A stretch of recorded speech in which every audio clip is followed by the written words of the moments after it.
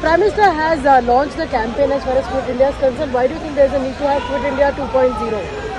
I think it is very clear to every citizen of India today that before these 9 years of Narendra Modi ji, India was a country that was held back from its true potential, and every Indian was held back from their true potential because of three basic features of the Indian democracy that was the hallmark of these dynasty parties. One is that of dynasties, second is about political corruption, and third is about a politics of appeasement.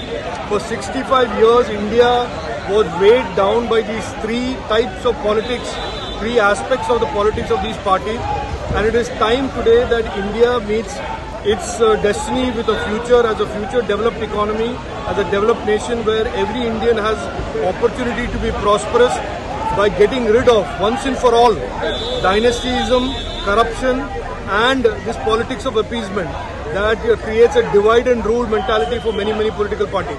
Why do you think there is a need to have Quit India movement now again? Because the corruption, the dynastic politics, vote bank politics, which is on the rise, that is the biggest bane of the country. So if India has to become a developed India by 2047, we need to have a country which is free of corruption, free of dynastic politics and free of vote bank politics. That's why BJP has given the call for having a country, creating a country which is a developed India, and for that all these things are required. ये बड़ा ऐतिहासिक दिन है।